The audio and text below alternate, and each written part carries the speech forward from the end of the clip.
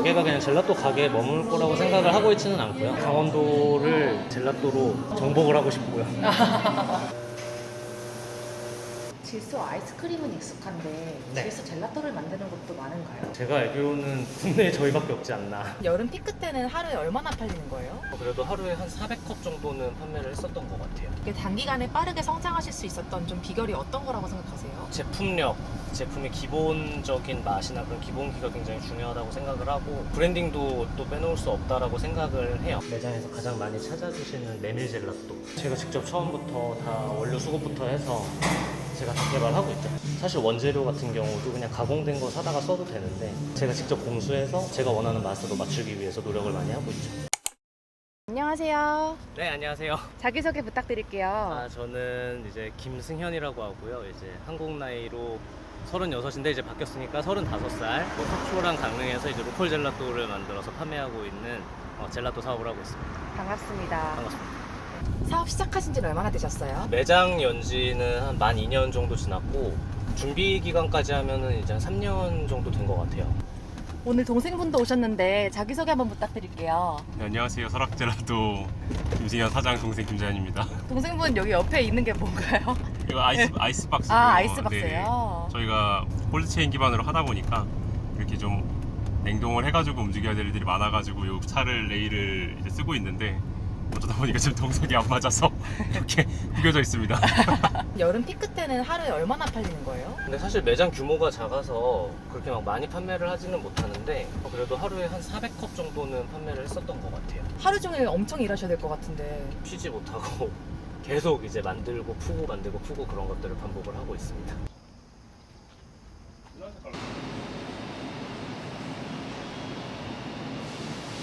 여기 평수는 얼마나 되는 거예요? 저희가 한 15평 정도 되는 것 같아요.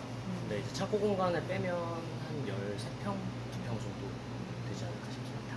직원분들은 몇 분 계세요? 저희는 2명 같이 하고 있고요. 다 정직원입니다. 오. 자본금은 얼마나 드셨어요? 최소화를 해서 진행을 했고요. 근데 이제 젤라또 설비가 아무래도 좀 가격이 있다 보니까 젤라또 가게 일반적으로 여는데 한 1억이 넘게 들었던 것 같은데 저희는 또 제가 질소로 만들고 이런 것들을 좀 부합하다 보니까 인테리어, 뭐 보증금 다 합쳐서 한 6, 7천만 원 정도 들었던 것 같아요. 사장님 여기에 잡지에도 나오셨네요. 인터뷰를 좀 하기는 했습니다. 인기가 엄청 많으신가 봐요. 로컬에 대한 부분을 좀 많이 예쁘게 봐주시는 것 같아서 창업 스토리나 혹은 제품에 대한 이야기들 요청이 몇 번 들어와서 좀 진행을 했었어요.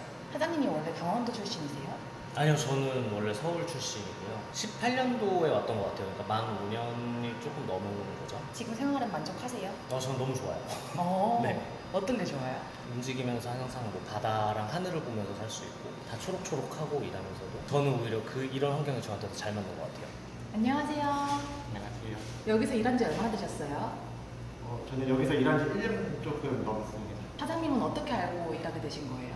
제가 옛날에 일했던 가게에서 사장님으로 일하시고 계셔가지고 그때부터 연을 쌓고 있다가 이번에 이직하면서 여기로 오게 됐어요. 사장님이랑 일할 때 좀 어떤 부분이 또 좋으셨어요? 친구처럼 편해요. 네, 친구처럼 편하고 되게 잘해주시고. 사장님 기분이 어떠신가요? 저 뭐라고 했는지 못 들었어요. 그러니까 직무를 정해놓고 거기에 사람을 맞추는 CEO의 유형이 있고 사람을 정해놓고 그 사람의 직무를 이렇게 배분을 하는 유형이 있다라고 들었는데 저는 좀 후자인 것 같아요. 사람을 우선시하는 그런 네네. 리더십인 거네요. 사람이 미래다.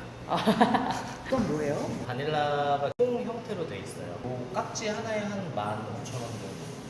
엄청 비싸네요. 이제 젤라또에서 그래도 가장 클래식하다고 하는 게 초코랑 바닐라인데 적어도 그 두 개는 누가 먹어도 좀 맛있어야 되지 않겠냐. 저는 제 고집이 있었고 저희 전체 메뉴 중에서 바닐라가 원가율이 제일 높은데 가끔 아시고 맛을 아시고 와서 바닐라만 한 컵씩 드시는 분들이 계세요. 그래서 약간 아는 사람이다, 배운 사람이다. 이게 지금 뭐 하는 과정인가요? 젯소로 젤라또를 동결을 하다 보니까 액화젯소를 이제 받을 수 있는 구조를 만들고 있습니다.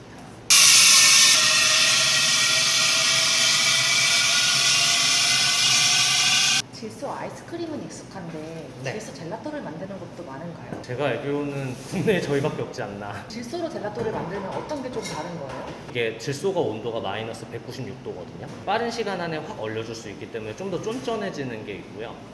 그러니까 식감이 더 부드러워지죠. 좋은 식감을 위해서 이렇게 질소까지 다 쓰시는 거네요, 그러면? 네, 맞아요.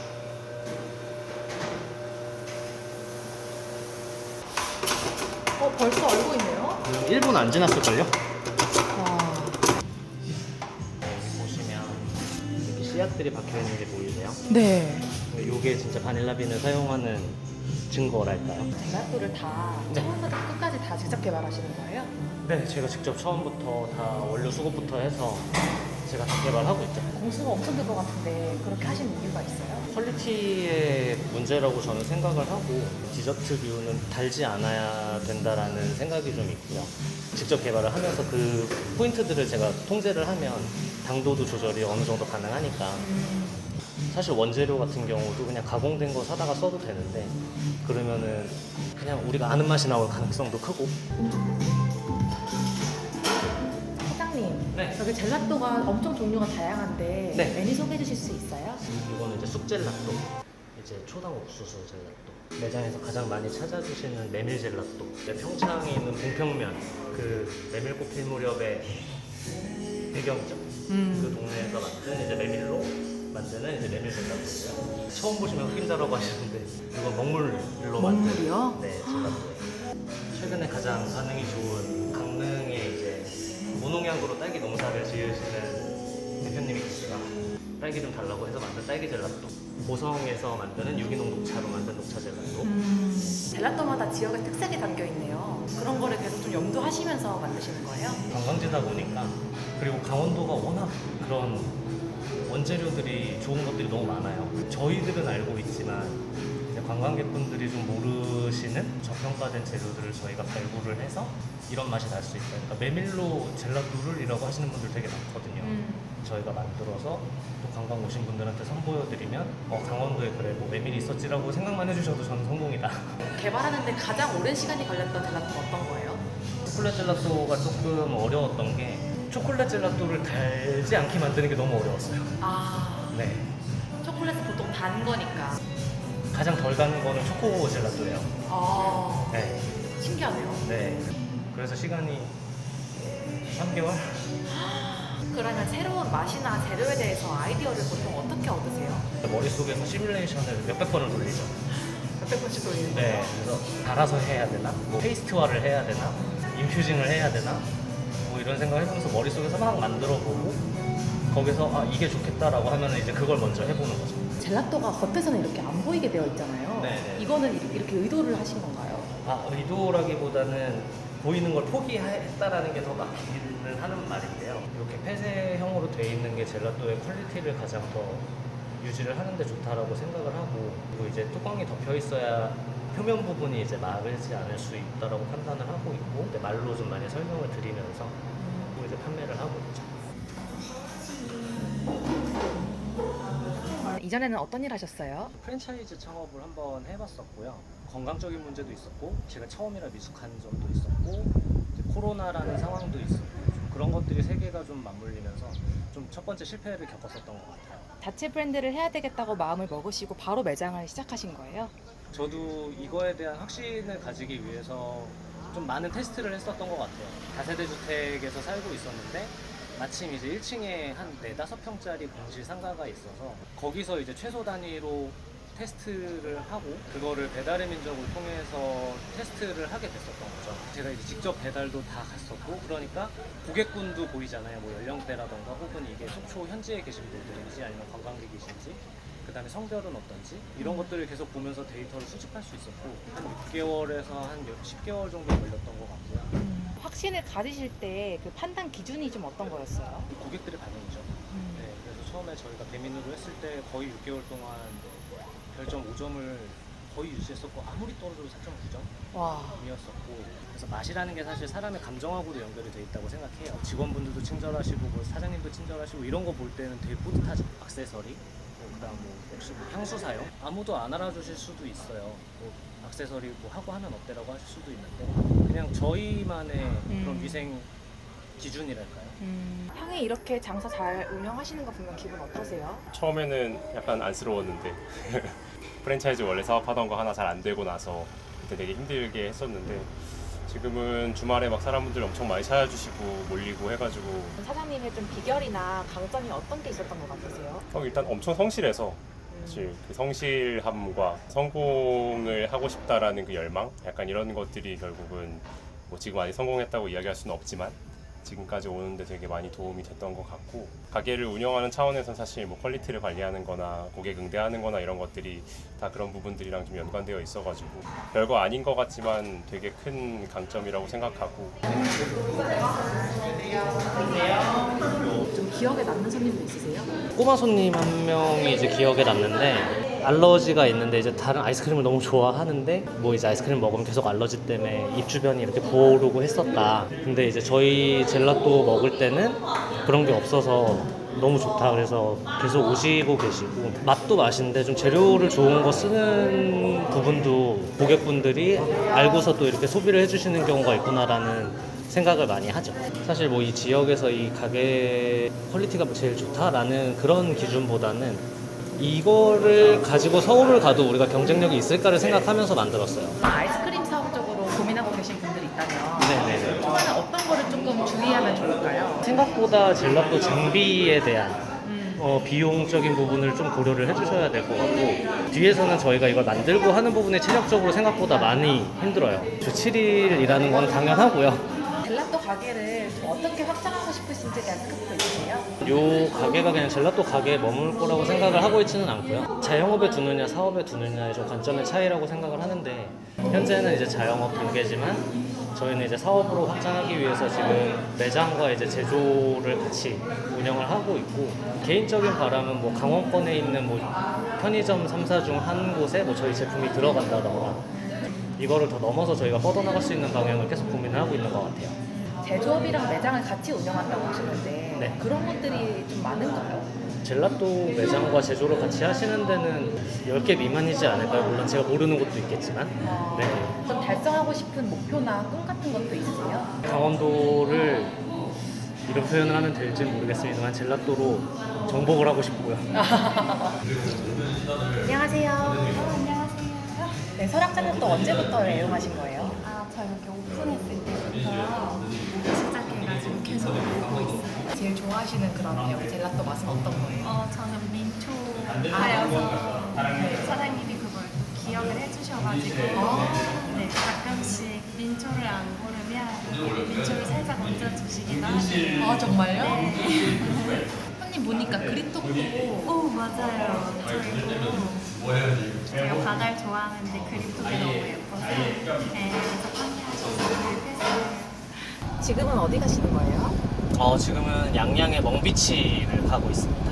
멍비치에는 어떤 일로 가시는 거예요?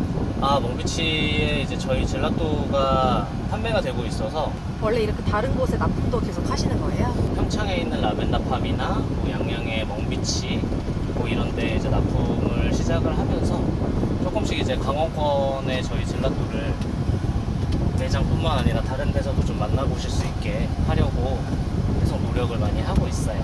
B2B로 또 사업을 계속 확장하시는 거네요. 원래 가게 차리시고 나서부터 바로 이렇게 사업이 잘 되신 거예요? 아니요, 전혀 그렇지 않았죠. 이제 매출 싱글 디짓이라고 하죠. 뭐 3만 원 이렇게 팔았던 적도 진짜 많았었고. 이 지역에서 저희가 처음으로 젤라또 사업을 시작하신 분들은 아닌 거잖아요. 네, 그쵸. 근데 그런데도 이렇게 단기간에 빠르게 성장하실 수 있었던 좀 비결이 어떤 거라고 생각하세요? 제품력.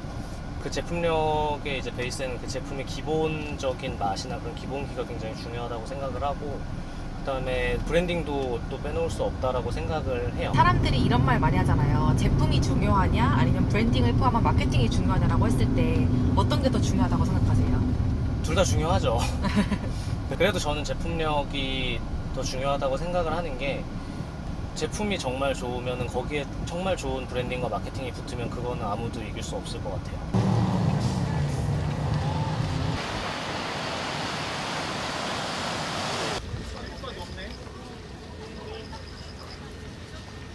사장님 멍비치에서도 젤라또가 잘 팔리는 거 보면 기분 어떠세요? 좀 이렇게 많이 또 판매 혹은 반응 이런 것들이 이루어지다 보니까 되게 뿌듯한 것 같아요. 지역 활성화에도 조금 더 계속 기여를 하고 싶다고 말씀 주셨는데 네. 어떤 마음으로 임하고 계세요? 지역 내에서도 이렇게 저희 제품을 판매할 수 있는 곳들이 이렇게 생기고 여기서 판매하시는 분들도 또 저희 제품으로 인해서 제품군이 늘어나거나 이렇게 수익을 가져가실 수 있는 부분이 있다 보니까 그렇게 좀 협업이 되고 같이 잘 되는 부분이 있었으면 더 좋겠어요. 많이 늘려가고 싶습니다. 사장님 오늘 영상 촬영해보니까 어떠셨어요? 제가 지금까지 쭉 창업해서 지나왔던 것들을 다시 한번 이렇게 시기별로 쭉 훑어볼 수 있었던 것 같아요. 이런 게 있어서 지금 이렇게 됐구나 라는 것도 다시 한번 좀 느껴볼 수 있게 된 좋은 계기가 된 것 같습니다. 이제 F&B 쪽이나 자영업으로 도전하고 싶으신 분들 많으실 것 같아요. 네. 해주고 싶은 말씀 있으세요? 사실 사람들이 모두 다 자본을 가지고 시작할 수는 없잖아요. 그래서 일단 작게 테스트를 계속 해보면서 거기서 조금씩 굴려가는 게 저는 되게 안정적이다라고 생각을 하거든요. 자본에 대해서 너무 쉽게 생각을 해서 그냥 돈을 많이 투자를 했었던 부분도 있었기 때문에 근데 정말 공부를 많이 하고 연구를 많이 하고 많이 알아보시면 되게 작은 금액으로도 매장 하나 정도 충분히 운영하실 수 있는 게 될 수 있거든요. 그 다음에 진짜 내가 주 7일을 일하고 회사를 다니는 나의 다른 친구들보다 지금 당장 돈을 못 벌어도 괜찮을까? 이거를 미래를 보고서 나는 지금 이 시간을 투자하고 있는 거를 아깝지 않아 할 수 있을까라는 마음이 정말 중요한 것 같습니다. 마지막으로 나는 이러이러한 사장님이다 라고 한마디로 표현해 주신다면? 나는 진심으로 내 사업을 하는 사장님이다 라고 하고 싶습니다. 알겠습니다. 사장님 앞으로도 응원하겠습니다. 감사합니다. 더 열심히 할게요. 감사합니다. 감사합니다.